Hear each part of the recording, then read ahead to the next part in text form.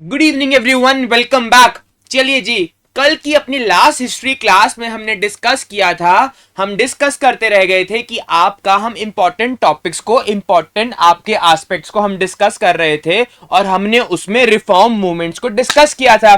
तो आज की क्लास में एक क्रंच इंपॉर्टेंट हिस्ट्री में, जो कि बहुत ज्यादा इंपैक्टफुल आपका एक मोमेंट रहता है हिस्ट्री का, जो कि रहता है सूरत स्प्लिट का। तो हम आज उसकी क्रोनोलॉजी, उसका क्या बैकग्राउंड रहता है, क्या उसके सर्कमस्टांसेस रहते हैं और क्या उसका इम्पैक्ट रहता है, हम इन तीन फेजेस को आज की क्लास में डिस्कस करने वाले हैं। तो सूरत स्प्लिट से पहले, जो कि 1907 में होता है, उसमें आपको देखने को मिलता है कि आपके आइडियोलॉजिकल डिफरेंसेस रहते हैं मॉडरेट्स के और एक्सट्रीमिस्ट से। तो आपको देखने को मिलता है कि कैसे एक्सट्रीमिस्ट को साइडलाइन कर दिया जाता है और मॉडरेट्स अपनी लॉयल्टी ब्रिटिश साम्राज्य को प्रूव कर देते हैं। और साथ में दो इंपॉर्टेंट सेशंस को हम डिस्कस करेंगे, जो कि रहेगा आपका एक 1905 का बनारस सेशन और 1906 का आपका रहता है कलकत्ता सेशन। तो ये तीन सेशंस को डिस्कस करते रहेंगे और आगे आने वाले इंपैक्ट हमको डिस्कस करते करते अब आपको देखने को मिलेगा कि धीरे धीरे धीरे रेवोल्यूशनरी मूवमेंट्स का आपका इमर्जेंस होते हुए देखने को मिलती है। बट बहरहाल उन सब चीजों को साइडलाइन करते हुए आज की क्लास में हम डिस्कस करेंगे आपका सूरत स्प्लिट के क्या रीजन, सर्कमस्टांसेस और फ्यूचर कॉन्सिक्वेंसेस आपको देखने को मिलते हैं। So without any further delays, let's kick start with today's lecture. चलिए जी, तो पहला आपका आता है, बात करी जाएगी सूरत स्प्लिट की। तो आपको देखने को मिलता है कि आइडियोलॉजिकल डिफरेंसेस आपके दर्शाए जाएंगे सूरत स्प्लिट में। सूरत स्प्लिट मतलब सूरत में हुआ सेशन 1907 में, जब मॉडरेट्स एक्सट्रीमिस्ट हो गए अलग, क्योंकि मॉडरेट्स ने पास कर दिया रेजोल्यूशन की एक्सट्रीमिस्ट अब नहीं रहे हैं कांग्रेस के। तो सेशन का नाम पड़ गया, हिस्ट्री में पन्नों में दर्ज हो गया, सूरत स्प्लिट। ठीक है जी, तो पहला आपका पॉइंट तो मैं डिस्कस कर चुका हूं कि आपके आइडियोलॉजिकल डिफरेंसेस आपको देखने को मिल रहे हैं और जो ब्रिटिश आपके साम्राज्य की पॉलिसी रहती है रूल एंड डिवाइड की, वो सक्षम कारगर साबित होते हुए देखने को मिलती है। अब आपको देखने को मिलता है कि moderates and extremist were different in nature. अब आपको मैं ज्यादा डिस्कस इसकी डेप्थ में नहीं जाऊंगा, बट बहरहाल मैं आपको ऊपर ऊपर समझा देता हूं कि जो आपके मॉडरेट्स थे वो हमेशा आपका अर्बन बेस रखते थे। वो मानते थे कि हमेशा अगर आपको आजादी चाहिए या आप धीरे धीरे सेल्फ गवर्निंग इंस्टीट्यूशंस की तरफ चलना चाहते हैं, क्योंकि मॉडरेट्स कभी भी आजादी तो सोचते ही नहीं थे। वो तो सोचते थे कि हाँ, ब्रिटिश की सुप्रीमेसी रहेगी, हम धीरे धीरे सेल्फ गवर्निंग इंस्टीट्यूशंस की तरफ चलेंगे। ठीक है जी। अब जो मॉडरेट्स थे वो बात करते हैं कि आपका जो बेस रहने वाला है वो अर्बन बेस रहने वाला है, लेकिन जो एक्सट्रीमिस्ट है वो अपना बेस बनाते हैं रूरल बेस, क्योंकि महात्मा गांधी जी क्या कहते थे कि India resides in its villages. ठीक है जी। तो अब उनके बेस में डिफरेंट है, वो किस पॉपुलेशन को अप्रोच कर रहे हैं उसमें डिफरेंस है। दूसरी बड़ी इंपॉर्टेंट चीज आती है कि जो मॉडरेट्स थे वो इंस्पिरेशन आपके वेस्टर्न आपके कल्चर से या वेस्टर्न लिबरलिज्म के बारे में, फ्रीडम इक्वालिटी के बारे में या वेस्टर्न थिंकर्स से इंस्पायर्ड थे। लेकिन जो एक्सट्रीमिस्ट थे वो आपके यहाँ के उपनिषद, यहाँ के वेद, यहाँ के महाराजाओं छत्रपति शिवाजी, ऐसे लोगों से इंस्पायर्ड थे। तो आपका ऑल टुगेदर डिफरेंट अब इनका एक्शन ऑफ प्रोग्राम रहता है। मॉडरेट्स बात करते थे सिविल गवर्निंग इंस्टीट्यूशंस की, बट एक्सट्रीमिस्ट बात करते थे पूर्ण स्वराज की। बहरहाल एक फर्क रहता है कि हाँ, बाल गंगाधर तिलक के लिए भी स्वराज उनके लिए सेल्फ गवर्निंग इंस्टीट्यूशंस ही रहता है, बट बाकियों के लिए कंप्लीट इंडिपेंडेंस हमें देखने को मिलती है। तो ये लगभग 3-4 आपके अलग अलग डिफरेंसेस देखने को मिलते हैं मॉडरेट्स और एक्सट्रीमिस्ट के, जो कि मैंने डिस्कस किया। तो आपके डिफरेंस रह रहा है इनकी नेचर के अंदर। तो अब आता है पहला बनारस का सेशन, जिसमें गोपाल कृष्ण गोखले जी इस सेशन के प्रेसिडेंट रहते हैं। अब ईयर देखिए 1905, तो याद आ जाएगा 1905 में 16 अक्टूबर 1905 जब होती है आपकी बंगाल की पार्टीशन और आपके गवर्नर जनरल ऑफ इंडिया उस वक्त रहते हैं, ये वाइस रॉय रहते हैं, लॉर्ड कर्जन। ठीक है जी। तो अब आपको देखने को मिला 1905 में अगर उस टाइम पे स्वदेशी मूवमेंट हो रही है, तो इसका मतलब वो इंस्पायर्ड हो रही है क्योंकि आपका बंगाल में पार्टीशन हो रहा है, तो उससे इंस्पिरेशन में आई है स्वदेशी मूवमेंट। अब यहां भी टसल आ जाती है, क्योंकि मॉडरेट्स कहते हैं कि स्वदेशी मूवमेंट हम सिर्फ बंगाल तक ही सीमित रखना चाहते हैं, लेकिन एक्सट्रीमिस्ट कहते हैं कि स्वदेशी मूवमेंट को पैन इंडिया तक आपका हम लेकर जाएंगे। तो पहला आपके nature of action of programme में हमें डिफरेंस और टसल देखने को मिलती है मॉडरेट्स और एक्सट्रीमिस्ट के बीच में। तो स्वदेशी मूवमेंट आपकी ह्यूज मास सपोर्ट करता है। क्यों? क्योंकि मैंने डिस्कस किया था एक्सट्रीमिस्ट का जो मास बेस था वो रूरल पॉपुलेशन था, और एक्सट्रीमिस्ट क्या चाहते थे कि जो स्वदेशी मूवमेंट है वो पैन इंडिया तक फैले। तो रूरल अब आपकी पॉपुलेशन मास आपके अट्रैक्ट हो रहे हैं, किसके तरफ हो रहे हैं? अट्रैक्ट आपके एक्सट्रीमिस्ट की तरफ, और आपके अब मॉडरेट्स की तरफ प्रॉपरली वो क्रिटिकल हो चुके हैं। कौन? आपके एक्सट्रीमिस्ट। चलिए जी, तो मॉडरेट्स लीडर्स अब उनको इंसल्ट की जाएगी और उन्हें वीक नेशनलिस्ट टर्म किया जाएगा, क्योंकि आपको पता है कि जब आपका एक पलड़ा भारी होता है, एक सोच विचारधारा भारी होती है, तो वो दूसरे को हमेशा उस पर हावी होने की कोशिश करती है, उसे खत्म करने की कोशिश करती है, पर कभी भी साथ में काम करने की कोशिश नहीं की जाती है, और आपकी कंडेमिनेशन होगी, जो कि दोनों आपकी आइडियोलॉजिकल डिफरेंस दिखेंगे। दो ग्रुप, जो कि है एक मॉडरेट्स और एक है एक्सट्रीमिस्ट। अब जब हीट होगी, मतलब अब आग अब उठेगी जब आएगा कैलकाटा का सेशन 1906 का। मॉडरेट्स चाहते हैं कि उनका प्रेसिडेंट बने, एक्सट्रीमिस्ट चाहते हैं कि उनका प्रेसिडेंट बने। अब हो गई टसल, और अब ओपनली आपका प्रॉपरली दिख रहा है कि हां, इनमें प्रॉब्लम है, इनमें कोई कंफ्लिक्ट आपका दिख रहा है। कांग्रेस एक नहीं है, वो दो गुटों के अंदर बंटी हुई है।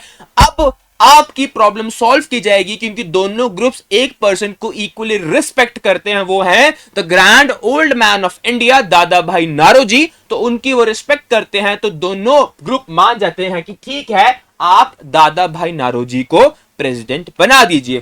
तो 1906 में आपको देखने को मिलता है कि डिफरेंसेस अब ओपन हो रहे हैं, और दोनों ग्रुप्स अपना प्रेसिडेंट बनाने की कोशिश कर रहे हैं। बट हां, दादा भाई नारोजी को दोनों इक्वली रिस्पेक्ट करते हैं, तो दोनों मान जाते हैं कि ठीक है, आप इनको बना दीजिए प्रेसिडेंट। लेकिन अब होती है यह बात कि एक्सट्रीमिस्ट अपने प्रेशर और स्ट्रेंथ से 4 आपके रेजोल्यूशन पास करवा लेते हैं, अडॉप्ट करवा लेते हैं, जिसमें से एक तो रहता है स्वदेशी बॉयकॉट। ठीक है, उस टाइम पे चल रहा था, तो आपका डायरेक्टली आपको देखने को मिलता है। एक आपका नेशनल एजुकेशन, वो भी ठीक है, जिसपे मॉडरेट्स चुप है। लेकिन जो एक पॉइंट रहता है जिसपे एक्सट्रीमिस्ट बिल्कुल, माफ कीजिएगा, मॉडरेट्स बिल्कुल भी नहीं मान पा रहे हैं, वो है स्वराज का मुद्दा, जो कि है कंप्लीट इंडिपेंडेंस। अब मॉडरेट्स को हो गई है प्रॉब्लम कि भाई, हम तो हैं लॉयल ब्रिटिश की, अगर ब्रिटिश को पता चला कि कंप्लीट इंडिपेंडेंस का रेजोल्यूशन ले लिया गया है, तो हम जो रिफॉर्म्स मांग रहे हैं, हम जो लेजिस्लेचर में पार्टिसिपेशन बढ़ाने की बात कर रहे हैं, वो हमें कैसे मिलेगी? क्योंकि हम तो इनके ही, मतलब ब्रिटिश साम्राज्य के खिलाफ ही विरोध की भावना लोगों के अंदर उजागर कर रहे हैं, उनके कॉन्शियसनेस को अगेंस्ट द ब्रिटिश एम्पायर लेके जाने की बात कर रहे हैं। जब ये हो रहा है, तो अब बात करी जाएगी कि अब ब्रिटिश पार्लियामेंट, जो कि अब आपका कुछ खेल खेलने की कोशिश करेगा, ब्रिटिश साम्राज्य कुछ खेल खेलने की कोशिश करेगा। तो अब देखिए क्या ट्विस्ट एंड टर्न्स होते हैं। तो अब आपका जो रेजोल्यूशन आया जाएगा कि क्या बात करी जाएगी, जो कि डायरेक्टली आपकी एक्सट्रीमिस्ट आइडियोलॉजी को तो रिफ्लेक्ट कर रहा है, क्योंकि स्वराज की बात की गई है। तो आपके moderates were not in the favour but could not do anything, क्योंकि उस वक्त एंटी ब्रिटिश सेंटिमेंट्स अपनी पीक पे जा रहे थे, क्योंकि बंगाल का पार्टीशन हुआ था पिछले साल। तो अभी मॉडरेट्स चुप है। ग्रोइंग पॉपुलैरिटी हो रही है एक्सट्रीमिस्ट की, और आपके मॉडरेट्स को कॉर्नर में डाला जा रहा है, और अब मॉडरेट्स बोल रहे हैं भैया कुछ करना पड़ेगा, नहीं तो हम तो खत्म कर दिए जाएंगे। अब प्रेशर ब्रिटिश गवर्नमेंट के ऊपर भी आ गया है कि भैया ये कांग्रेस तो एक तरह का पाथ था कि आप अपनी बात करेंगे, रिफॉर्म्स लेके आएंगे, लेकिन ये तो वो ग्रुप बन गया है जो हमारे ही खिलाफ हथियार उठाने को, हमारे ही खिलाफ आजादी की बात कर रहा है, और हमारी ही प्रेजेंस को इस देश से खत्म करने की बात कर रहा है। अब ब्रिटिश अपनी खेल खेलेगा, जो कि हमेशा खेला है उसने, रूल एंड डिवाइड का। तो कहेंगे भैया ऐसा करो, मॉडरेट्स को कुछ रिफॉर्म्स दिखाओ, मॉडरेट्स को बोलो हम तुम्हारी पार्टिसिपेशन एग्जीक्यूटिव काउंसिल में ले आएंगे, हम तुम्हारी पार्टिसिपेशन लेजिस्लेचर में बढ़ा देंगे, तो इनको अपने साथ करो और एक्सट्रीमिस्ट को आइसोलेट करो बाय फोर्स। तो देखिए at the same time government अब प्रेशर में आ गई है क्योंकि स्वदेशी मूवमेंट के बाद मासिस की सपोर्ट एक्सट्रीमिस्ट की तरफ ज्यादा जा रही है। अब इनकी काउंटर करनी है स्ट्रेंथ आपकी एंटी ब्रिटिश के खिलाफ, तो बोलेंगे moderate should be consolidated by indication to give them reforms. Extremists should be isolated or extremists should be suppressed by using force. तो ये 3 पॉइंट्स अब आपको अगले सेशन में देखने को मिलेंगे क्योंकि 1906 का सेशन में जब स्वराज आ गया वो प्रेशर क्रिएट कर रहा है ब्रिटिश गवर्नमेंट पे, ब्रिटिश गवर्नमेंट प्रेशर क्रिएट कर रही है मॉडरेट्स पे, मॉडरेट्स को बोल रहे हैं तुम्हें लालसा दे रहे हैं, तुम्हें हम रिफॉर्म्स देंगे, तुम्हारी पार्टिसिपेशन देंगे। तभी आपको 1909 का जो आपका मॉर्ले मिंटो का एक्ट रहता है उसमें पहली बार आपके इंडियंस की इन्वॉल्वमेंट एग्जीक्यूटिव काउंसिल में देखने को मिलती है। ठीक है जी, तो अब आपके रिफॉर्म्स के बारे में बात करी जा रही है, आपकी पार्टिसिपेशन बढ़ाने की बात की जा रही है। तो अब होगा सूरत सेशन। सूरत सेशन आपका पहले होने वाला था नागपुर के अंडर। ठीक है जी, ये देखिए आपका पहले सेशन होने वाला था नागपुर के अंडर। अब इसका भी एक ट्विस्ट है कि ये क्यों चेंज हुआ। अब बात ये थी कि अगर आप एक स्टेट में एक प्रोविंस के अंदर सेशन हो रहा है तो उस प्रोविंस का बंदा वहां का प्रेसिडेंट नहीं बन सकता है। आई रिपीट अगेन, जिस प्रोविंस में कांग्रेस का सेशन हो रहा है उस प्रोविंस का प्रेसिडेंट उस तरह नहीं बन सकता है। अब आपका नागपुर उस टाइम पे था सेंट्रल प्रोविंस का पार्ट। ठीक है जी, अगर सेंट्रल प्रोविंस का पार्ट है तो यहां से बाल गंगाधर तिलक जी ने बोला अब तो मैं इधर का प्रेसिडेंट बनूंगा क्योंकि वो तो थे महाराष्ट्र साइड के। लेकिन अब आपकी चालाकी खेली जाएगी और सेशन कर दिया जाएगा सूरत में। गुजरात उस टाइम पे आपका महाराष्ट्र बॉम्बे प्रेसिडेंसी का पार्ट था, तो अब बाल गंगाधर तिलक जी तो प्रेसिडेंट नहीं बन सकते हैं। ठीक है जी, तो आ गई पॉलिटिक्स। चलिए जी, अब आपका सर्कमस्टांसेस में अब आपका सेशन आ गया है सूरत में, क्योंकि पहले तो सेशन हो रहा था नागपुर में बट उसकी इन्फ्लुएंस को काउंटर करना था एक्सट्रीमिस्ट की, तो वेन्यू शिफ्ट कर दिया गया आपका सूरत में। अब extremist came to the session. अब एक्सट्रीमिस्ट आए सेशन के अंदर। अब इमेजिन करिए कि सेशन होने वाला है, पहले स्वराज आपका अडॉप्ट कर लिया है, मॉडरेट्स परेशान हो चुके हैं, ब्रिटिश गवर्नमेंट ने प्रेशर आपका मॉडरेट्स के ऊपर बना दिया है, मॉडरेट्स को बोल रहे हैं रिफॉर्म्स दिए जाएंगे। 1905 में भी आपके टसल्स देखने को मिल रहे हैं, स्वदेशी मूवमेंट को एक्सट्रीमिस्ट बाहर तक ले गए हैं, मासेस अट्रैक्ट एक्सट्रीमिस्ट की तरफ हो गए हैं। अब एक्सट्रीमिस्ट को कॉन्फिडेंस पूरी पीक पे चला गया है। अब एक्सट्रीमिस्ट आ गए हैं कि भैया हम तो इन मॉडरेट्स को दबा देंगे, इनका पत्ता साफ कर देंगे। लेकिन मॉडरेट्स अब आपके आ गए हैं कि हमें अपनी लॉयल्टी प्रूव करनी है, हमें इन्हें साइडलाइन करना है, हमें इन्हें सप्रेस करना है और हमें अपने हिसाब से अपना सिस्टम जो चलता आ रहा है उसी को फॉलो करना है। जो हमारा प्रेयर पिटीशन का मेमोरेंडम तरीका है डालने का, हम तो वैसे ही चलने वाले हैं और धीरे धीरे हम सेल्फ गवर्निंग इंस्टीट्यूशंस की तरफ जाने वाले हैं, अग्रसर होने वाले हैं। तो ये रहा आपके मॉडरेट्स का। ठीक है जी, अब एक्सट्रीमिस्ट चले सेशन को कि हम तो अपना होल्ड लाने वाले हैं कांग्रेस को, और मॉडरेट्स आ गए हैं कि हमने तो भैया रेजोल्यूशन वापस लेना है जो पिछले सेशन में आपके कलकत्ता में अडॉप्ट किया गया है। अब आपके दोनों सेशन में प्रेसिडेंट बनाने की दोनों गुट कोशिश कर रहे हैं। एक्सट्रीमिस्ट बोल रहे हैं कि हम बनाएंगे लाला लाजपत राय को, और आपके मॉडरेट्स बोल रहे हैं कि हम बनाएंगे रास बिहारी घोष जी को। अब आपकी न्यूमेरिकल स्ट्रेंथ उधर मॉडरेट्स की ज्यादा थी, तो इलेक्शन से पहले ही लाला लाजपत राय अपना नॉमिनेशन वापस ले लेते हैं और आपके मॉडरेट्स का ही प्रेसिडेंट बन जाता है, जिनका नाम रहता है रास Bihari Ghosh. Since moderates large in numerical strength, Lala Lajpat Rai withdrew his nomination, his name at the last moment. और बाल गंगाधर तिलक जी जब बोल रहे थे उनके हाथों से भी माइक छीन लिया जाता है। अब आपका ओपनली फिजिकल फाइट के हालात बन जाते हैं। आइडियोलॉजिकल डिफरेंसेस तो थे ही, लेकिन अब एक ओपन फिजिकल फाइट होने की अब नौबत आ गई है। माइक छीन लिया गया है।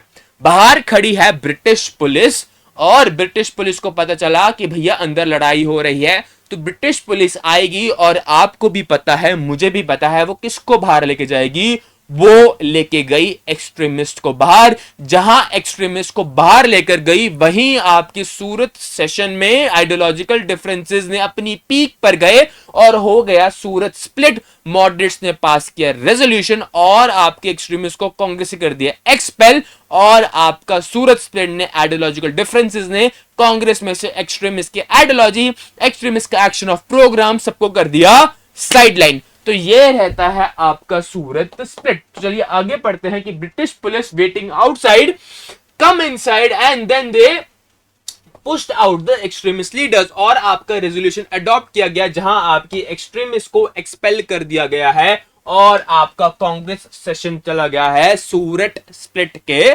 तरफ। चलिए जी, अब आपका इंपैक्ट डिस्कस कर लेते हैं। सूरत स्प्लिट का क्या इंपैक्ट रहता है? तो सूरत स्प्लिट का अगर हम इंपैक्ट डिस्कस करेंगे कि क्या अब कॉन्सिक्वेंसेस होने वाले हैं, तो आप देखिए स्वदेशी मूवमेंट आई है 1905 में। अगर स्वदेशी मूवमेंट आ गई है, दो ग्रुप्स अगर आप कह सकते हैं, क्योंकि हमें दिख रहा है मॉडरेट्स और एक्सट्रीमिस्ट के, मॉडरेट्स का काम करने का तरीका अलग, एक्सट्रीमिस्ट का तरीका अलग, उनका बेस अलग है, इंस्पिरेशन अलग है, लेकिन काम तो इंडियंस के लिए ही कर रहे हैं, काम तो लोगों को अवेयरनेस के लिए ही कर रहे हैं, काम तो मासेस को तो पैसिफाई करके उनको एक साथ एक मास स्ट्रगल की तरफ ही लेके जा रहे हैं। ठीक है, पर्पस अलग है, लेकिन आपकी भावनाएं तो ठीक है, लेकिन हम ये नहीं समझ पाते हैं और हम अपनी विचारधारा को ही हमेशा ठीक मानते हैं और दूसरे की विचारधारा को अलग मानते हैं, गलत मानते हैं और उसको साइडलाइन करते हैं, जो कि आपको सूरत स्प्लिट में दिखा। चलिए जो अब सूरत स्प्लिट का आपका सेटबैक देता है कि जो इंडियन नेशनलिस्ट मूवमेंट है वो बहुत ज्यादा सेटबैक हो गई है, क्योंकि अब ब्रिटिश राज सक्सेस हो गया। क्यों? उसकी जो रूल एंड डिवाइड की पॉलिसी वो तो कारगर साबित हुई। इतना ज्यादा आपका पॉलिटिकल टर्मोइल्स हो रहे हैं, मूवमेंट आपकी पूरी एग्रावेट हो रही हैं, लोग पार्टिसिपेट कर रहे हैं, ब्रिटिश गुड्स को हम बॉयकॉट कर रहे हैं, स्वदेशी गुड्स को लाने की बात कर रहे हैं, लिकर बैन कर रहे हैं, हम अपनी इंडिजिनस मैच बॉक्सेस की बात कर रहे हैं, हम इतनी सारी इंडस्ट्रीज की बात कर रहे हैं, आपका फर्टिलाइजर प्लांट्स लग रहे हैं। जब स्टील आपका पता चल गया है, तो जब इतना सारा पता चल गया है चीजों का, हम अपनी सेल्फ सफिशिएंसी, आत्मनिर्भरता की बात कर रहे हैं, तो उसको लग गया है स्टॉप। क्योंकि आपकी पॉलिटिकल जो पार्टिसिपेशन थी, जो आपके पॉलिटिकल आपके लीडर्स थे, वो ही बंट गए हैं, उन्हीं की स्ट्रेंथ तोड़ दी गई है। तो आपका पॉलिटिकल एक्टिविज्म चला गया है पैसिविज्म के फेज में और आपकी स्वदेशी मूवमेंट की हो गई है सडन डेथ। चलिए जी, जो 2% थे जो एक साथ मिलकर बहुत सारे चेंजेस ला सकते थे, आपके जो मॉडरेट्स थे वो शील्ड थे, जो एक्सट्रीमिस्ट थे वो स्वॉर्ड थे, आपने दोनों को ही साइडलाइन कर दिया है। हर बार डिफेंस करना ही सही नहीं और हर बार प्रहार करना भी, हर बार आपका वायलेंट होना भी ठीक नहीं है, दोनों एक साथ बैलेंस बन के चलते हैं। लेकिन आपको देखने को मिला कि जो हमारा शील्ड और स्वॉर्ड का कॉम्बिनेशन था वो हो गया है खत्म, इफेक्टिवनेस खत्म हो गई है और आपके गवर्नमेंट ने सप्रेस कर दी है एक्सट्रीमिस्ट लीडर्स को बाय यूजिंग फोर्स। चलिए जी, अब उस टाइम पे आपका एक किंग्सफोर्ड का केस होता है, ठीक है जी। उसमें आपके 2% होते हैं, प्रफुल्ल चाकी और खुदीराम बोस।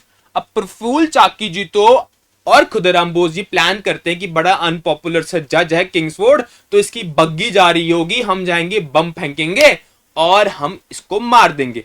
अब वो जाते हैं भावना से कि हम तो बम फेंकेंगे और हम अपना निकल जाएंगे, लेकिन अंदर होती हैं 2 लेडीज जिनकी हो जाती है डेथ और किंग्सफोर्ड को तो कुछ होता नहीं। बाद में पुलिस भागती है तो प्रफुल्ल चाकी जी तो अपने आप को शॉट डेड कर लेते हैं और खुदीराम बोस जी को भी आपका कैप्चर कर लिया जाता है और बाद में उनको हैंग कर दिया जाता है। अब तिलक जी ने इस केस को किया सपोर्ट अपने न्यूज़पेपर केसरी में। क्वेश्चन आपके लिए है कि और कौन सा न्यूज़पेपर था बाल गंगाधर तिलक का और केसरी न्यूज़पेपर कौन सी लैंग्वेज में था, ठीक है जी। तो तिलक जी ने सपोर्ट किया इसको केसरी न्यूज़पेपर में, तिलक जी को कर लिया अरेस्ट और माफ कीजिएगा, और आपके औरबिंदो घोष जी, बिपिन चंद्र पाल जी की भी बात की जाती कि इनकी भी इन्वॉल्वमेंट थी अलीपुर कॉन्स्पिरेसी केस में, तो इनके ऊपर भी ट्रायल चलता है। बट बाद में आपके औरबिंदो घोष जी पॉलिटिकल रिटायरमेंट लेके चले जाते हैं पौंडीचेरी की तरफ। तो ये आपके रहता है एक्सट्रीमिस्ट का हाल और साथ में लाला लाजपत राय जी चले गए हैं आपका विदेश की तरफ। तो ये हो गया है आपके अब एक्सट्रीमिस्ट लीडर्स का हाल। यहां से हम अपना और एक्सट्रीमिस्ट मूवमेंट को डिस्कस करते हैं, बॉम्ब एंड पिस्टल को डिस्कस करते हैं, विनायक दामोदर सावरकर जी को डिस्कस करते हैं, the Indian house in London को डिस्कस करते हैं, गदर पार्टी को डिस्कस करते हैं, कामाघाटा मारू इंसिडेंट को डिस्कस करते हैं। हाँ, वो हम फिर अपनी किसी एक नई क्लास में किसी एक नई पहलू के साथ फिर हाजिर होंगे उन कहानियों के साथ। बट बहरहाल हम इस टॉपिक को खत्म करते हैं कि जब सूरत स्प्लिट तो हो गया, अब क्या एक्सट्रीमिस्ट का हाल है। तो अब तिलक जी सपोर्ट कर रहे हैं किंग्सफोर्ड केस को, न्यूज़पेपर केसरी, और उनको अब रिग्रेस इम्प्रिजनमेंट करके उनको बर्मा मांडले भेज दिया गया है। अब ये वही तिलक जी हैं, जब तिलक जी आएंगे बाद में और आपका आके एनी बेसेंट के साथ होम रूल मूवमेंट स्टार्ट करेंगे। चलिए जी, औरबिंदो घोष जी को ट्राई किया जाएगा आपका अलीपुर कॉन्स्पिरेसी केस में, बट बाद में उनको एक्सोनरेट कर दिया जाएगा कि हाँ ये गिल्टी नहीं है, और ये चले जाएंगे पौंडीचेरी एक पॉलिटिकल रिटायरमेंट लेके। और लाला लाजपत राय भी आपका फॉरेन हो गए हैं मूव। सूरत स्प्लिट ट्रिगर करेगी अब क्या, रेवोल्यूशनरी मूवमेंट्स। क्यों? क्योंकि आपके जो रेवोल्यूशनरीज थे उनको बिलीव था कि एक्सट्रीमिस्ट आपका चेंज लेके आएंगे, हम पूर्ण स्वराज की तरफ चलेंगे, रूरल बेस अट्रैक्ट हो रहा है, स्वदेशी मूवमेंट पीक पे जा रही है, फॉरेन गुड्स को साइडलाइन कर रहे हैं, ब्रिटिश सुप्रीमेसी को चैलेंज कर रहे हैं। जब इतना कुछ हो रहा था, लेकिन जब हो गया है आपका पैसिविज्म ले आ चुके हैं आप इतनी सारी एक्सट्रीमिस्ट को साइडलाइन करके, तो अब आपकी रिवोल्यूशनरी मूवमेंट्स आपको आते हुए देखने को मिलेंगे, फिर वापस अग्रवेट होते हुए देखने को मिलेंगी। और आपको दूसरा फेज जो रेवोल्यूशनरी मूवमेंट्स का देखने को मिलेगा वो रहेगा भगत सिंह जी का, राम प्रसाद बिस्मिल जी का, HSRA का, हिंदुस्तान सोशलिस्ट रिपब्लिक एसोसिएशन का, जो आपको नॉन कोऑपरेशन मूवमेंट के बाद देखने को फेज मिलेगा। ठीक है जी, तो अभी आपके रेवोल्यूशनरी फेज आपको देखने को मिलेगा, तो अब आपको बॉम्ब एंड पिस्टल का फेज देखने को मिलेगा, क्योंकि यंगर जनरेशन अंडरस्टूड कर चुकी है कि भैया इन ब्रिटिशर्स को हम गोला और बारूद से ही निकाल सकते हैं। अब आपका स्प्लिट, आपका सेटबैक रहेगा किसके लिए, was a setback to anti British struggle in immediate sense. At the same time, in Indian nationalists gradually moderates extremists realize कि हाँ, बाद में उनको realization हुई कि हाँ हमारी गलती थी, हाँ हम एक दूसरे से अलग हुए, शायद हम एक दूसरे साथ रहते तो बात कुछ और होती, कहानी कुछ और होती, और सर्कमस्टांसेस और कॉन्सिक्वेंसेस तो और होते। बट हिस्ट्री से हम वही है जो हम हिस्ट्री से अपनी कुछ नहीं सीखते हैं।